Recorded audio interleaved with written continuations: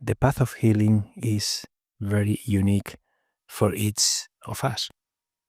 Sometimes specific therapies, specific approaches may help us move forward.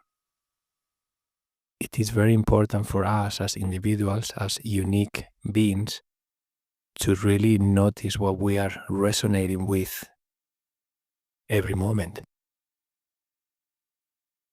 Because sometimes the same strategy, the same therapy, the same person, the same video, the same book will not do it for you, or it will be the best solution for you in that specific moment. So there is not a right or wrong answer here. What's important is for us, for you, to honor your intuition, to notice what you are resonating with the most, to notice what feels best in that specific moment for you. This feeling best sometimes can be influenced by our conditioning, by our trauma, by the way we react, by limiting beliefs. So it's important to really recognize, is this answer coming from my true self, from me being grounded, from me being emotionally self-regulated, or is this coming from a part of me that is wounded, a part of me that feels unsafe in this moment, a part of me that is reacting to something that has happened? Maybe a situation, maybe a comment from a person, maybe a circumstance that created fear in you, that created a reaction in your nervous system. So how can we identify if we are making a decision from our true self, or if we are making a decision from a place of fear, from a part of us that is not being grounded in that moment? I think one of the exercises that works for me, that I have noticed, is really back in the day, many years ago, I was embodying a monkey for Samantha. We were having fun, and then I started being a monkey in that moment, making the sounds of a monkey, moving as a monkey. And it was something that Samantha never forgot. And then I realized that ability to embody and to be silly in the present moment, it's a really good indicator for me to know if I am regulated or not. So for example, if in a specific moment I am making a decision and someone requires me, or Samantha says, can you please do the monkey? Or I ask myself, Emilio, do the monkey. If I can do it freely, if I can be expressive, if I can have fun and not be rushed, I know that I am grounded.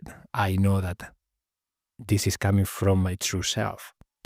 The moments that I am not in my true self and a part of me is activated, maybe I'm feeling resentful, maybe I'm feeling unsafe, maybe I don't really know what's going on, maybe I have a lot of emotions inside of me that are not being processed and are steering me and really ungrounding me, I cannot embody the monkey. I cannot be playful. I have a really hard time, and I will say, no, I don't want to do it. And that is a really good indication for me that in that moment, I am not grounded. In that moment, I am not making a choice, a decision from my true self. And this is not something to be ashamed of. This is something to really help you. It really helps me realize, wow, so right now I am not going to make a specific decision, or right now I am not going to have that conversation with my partner, or right now I am not sure and I don't feel grounded. So what I need to do is do something to take care of myself. Maybe that can be time. Maybe that can be going for a walk. Maybe that can be any self-care activity that helps you ground. Maybe you journal. Maybe you ask your oracle cards. Maybe you listen to a song that uplifts you. Maybe you pet your cat, your dog. Maybe you drink or eat something that makes you feel well. Whatever that is for you. That's why I recommend to having your own self-care list, to having your activities that you know you can do in those moments. Right now for me, living in a motorhome full time, being always with my family, sharing space, things are very amplified. All of these dynamics, all of the things that maybe trigger each other, it just gets amplified a lot. And what I notice is that having these little activities really help me ground. So I have a didgeridoo, I have my flute, I have my guitar, I have my juggling balls, I have audiobooks that I listen to, I have a few YouTube videos that I have on my to watch list, and sometimes they are different kinds of things. So in the moment, I will check in with myself. When I'm not feeling well, I will say, Emilio, what do you need right now? What will be helpful? And sometimes it's movement. So I will go for a walk or I will juggle my balls. Sometimes I feel like vibration music. So I would grab one of my instruments and I will just spend, honestly, it doesn't have to be even a minute. Sometimes 30 seconds of playing my didgeridoo, 30 seconds of playing my flute, 1 minute of playing my guitar is enough to change my mood. It's enough to ground me. Sometimes I take my drum and I go into the forest because we are spending a lot of time in the forest right now. So I can go between trees and I can just drum. And I can drum as loud as I want because I'm not bothering anyone. And if I want, I can scream, I can sing, I can chant, or just playing the drum, whatever makes it for me in that moment. So these are some strategies to help you get grounded, to help you get started recognizing, am I grounded in this moment or not? Am I making a decision from my true self, or is a part of me activated? And this is very interesting to be curious about this, because every time you are activated, every time a part of you is activated and you don't feel grounded and you don't feel that your true self is acting or making the choices, that is a healing opportunity for you. That is a healing opportunity for you to get curious, to start a conversation with that part of you. And this is a therapy structure called internal family systems, for example, that ties really well with attachment theory, that ties really well with childhood wounds, inner child parenting, reparenting. Basically, what you are doing here is you are recognizing a part of you that is activated. You are getting curious, having a conversation with that part of you, validating why that part of you is activated, hopefully saying thank you to that part for serving you in some way in the past. But then you are going to hopefully give that part what it needs in a way that is from a more mature self.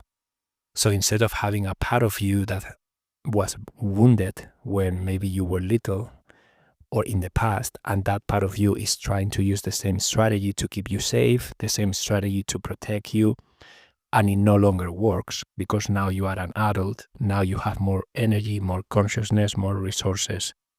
But that part of you is trying to do the same thing that it did in the past, and it no longer serves you. That's why it's so important for you to be curious, to acknowledge the work that that part of you has done, to honor it, to say thank you, and then to bring that part of you back in a different way. And how can you do that? By reparenting your inner child, by reparenting that part of you. How do you do that? Once you start the conversation, once you discover what that part of you is doing or trying to do, you are going to acknowledge, you are going to say thank you for doing this for me, and you are going to invite that part of you. Would you like for us together to do this on a different way? Would you like me, my true self, the adult person now, to discover different ways of achieving this goal that you are trying to achieve for me? Maybe protecting me on a different way, maybe keeping me safe on a different way, or maybe me calming you down because what I'm doing is no longer a threat and I can do this now. And before maybe I couldn't. Oh, it wasn't safe, but now I can. And then you invite that part of you to be with you.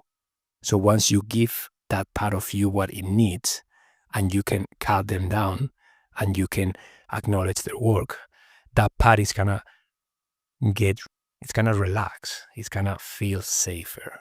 And then you invite that part of you to be in your life. You don't have to exclude it, but you are integrating that part on a different way.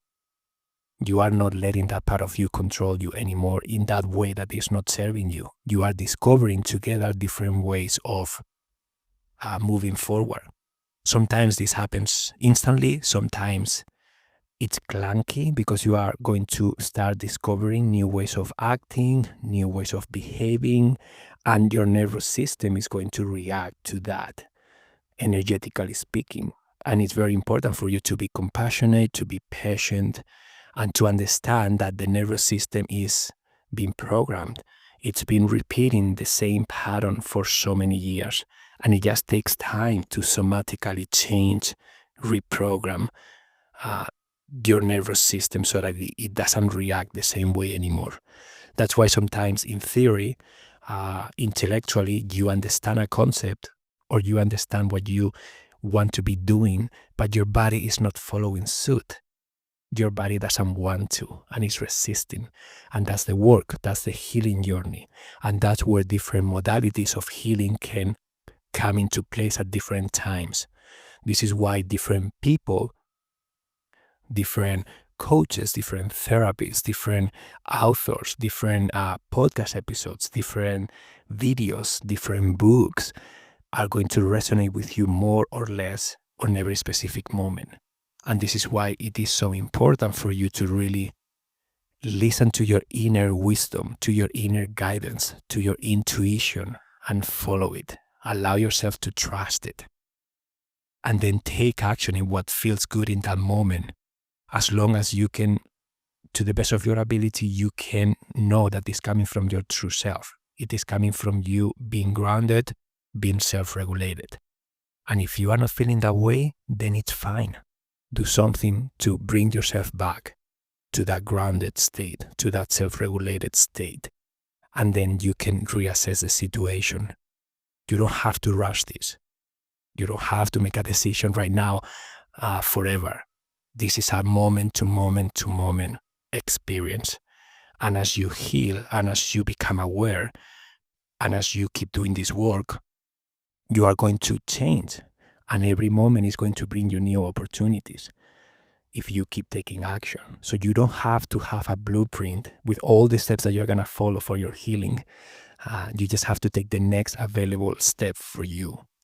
Because when you do that, you are showing the universe, you are showing yourself, I am ready. I am going to take action. I trust. And I am attuned to myself. And I am looking for signs. I'm looking for new experiences and new opportunities that are going to help me keep moving forward. And then your life becomes this amazing, beautiful, magic journey that keeps unfolding in front of you. And you just have to keep walking one step at a time. And you trust that the next step will appear when you take the next step. But if you never take the next step, the following step will never show up. And that's what's so powerful and so beautiful. But then we become afraid. We are fearful. And then we stop trusting. And then we stop taking action.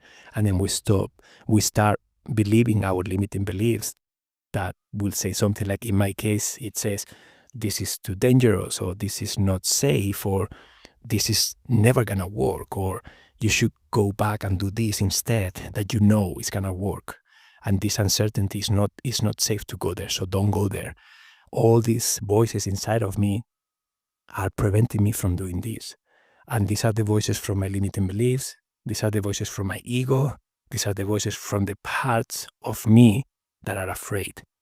The parts of me that want to, truly, they have a really good intention. They want to keep me safe, but they are trying to keep me safe using strategies that no longer serve me. And this is why this inner child work is so important. This is why accessing these wounds are so important, and you can access them through internal family systems. You can access them through attachment theory. You can access them to childhood reparenting. You can access them through so many different modalities, somatic therapy. There are there are endless ways of doing this, shamanic ceremonies, etc., etc., etc. So I hope that this helps you connect with yourself more. I hope that this helps you understand that the healing journey is a never-ending, changing journey, a moment-to-moment evolving and unfolding journey and path that is going to keep unfolding in front of you as you keep taking steps and finding your edge and doing the work of being willing to show up, being willing to trust, and being willing to trust yourself and your inner intuition about what you need, what you can do next.